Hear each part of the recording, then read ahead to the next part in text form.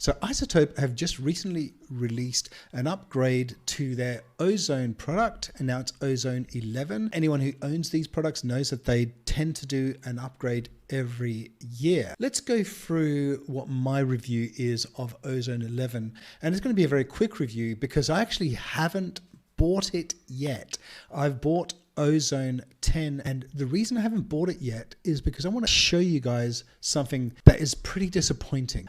So the first thing is, as you can see here, I am a loyal user. My loyalty offers include Ozone 11. I'm currently an Ozone 10 advanced user. For me, even though I get a discount of 54 euros, the cost to upgrade to a product that I purchased 11 months ago, not even a year ago, is 164 euros and 25 cents. For that price, you're probably going to ask yourself, you're probably thinking to yourself, what an amazing upgrade. So let's actually check out what's new in Ozone 11, and let's talk about what those functions mean. The first thing that's new is something called clarity, but in big writing, they call it pure magic. There is not really a lot of difference between this and what is in Ozone 10. So let's just take a quick look at Ozone 10.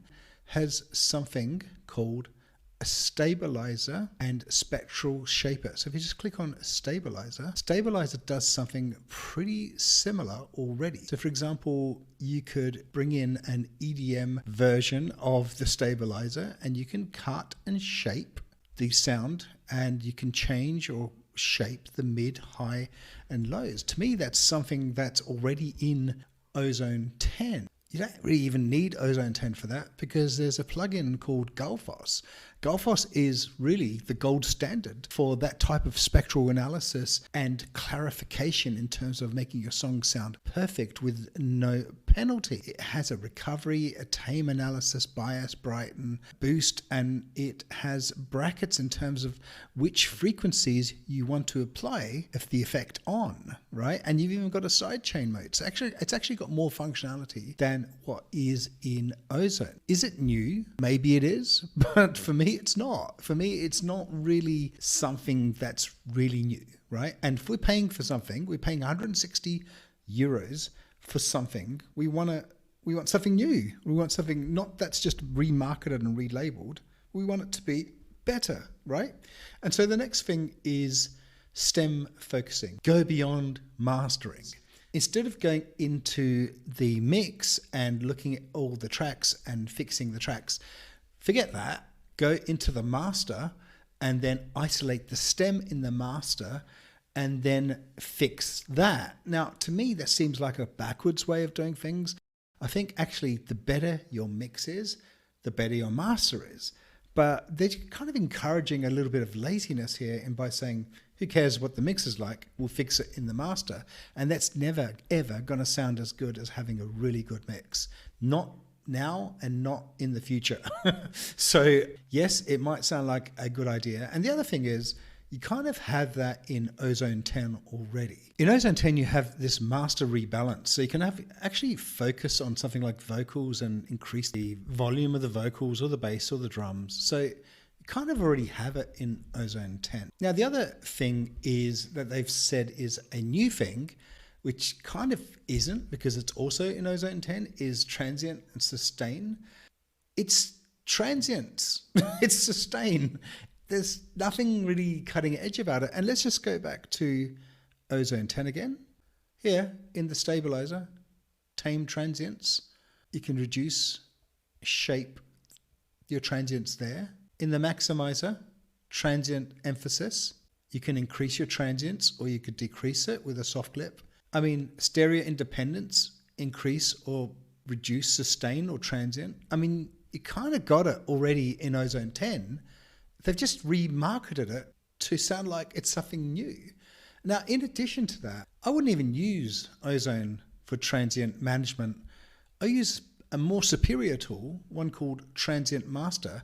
This is $25, this. I mean, it's got a very simple interface, but a very powerful interface which helps you manage your transients and your sustain. I don't see the benefit of this so-called extra thing that they're selling. There's this other thing called upward compression. I mean, you've got upward compression on any compressor.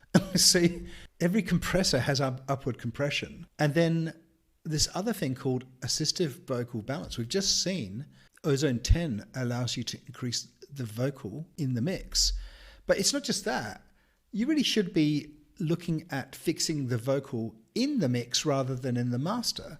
Finding the sweet spot, you should be able to hear that in the mix. What they're encouraging here is extra laziness. And I guess if you're a mastering person and your job is mastering other people's tracks, and those tracks have flaws, I can see where this is useful. But most of us that just want to make our own music, the best thing to do really is to make sure we have a good mix. All of these other things like low-end focus, spectral shaker, maximizer with new modern interfaces. I mean, maximizer with new modern interfaces are basically saying that the interface for any previous version was old and crap. Ozone 10 came out 11 months ago.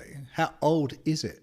I mean, it's not really very different looking, to what you currently have. I'll go back to my original question. Is it worth $164 to upgrade? And my answer is, at the moment, it's no. Now, I would love to be proven wrong. I would love for someone to go into the comments and say, Vince, you're just completely mental. This is wrong. Everything you've said is wrong.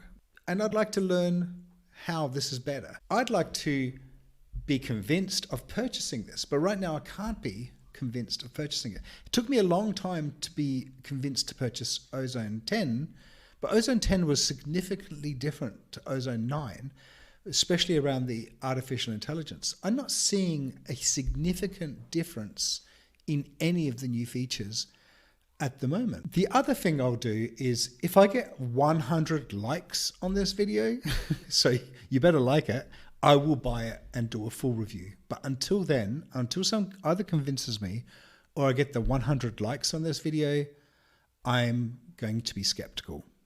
So I hope you enjoyed this review, and I'm sorry it wasn't the best, most positive news, but I hope it was useful. Thank you. Bye.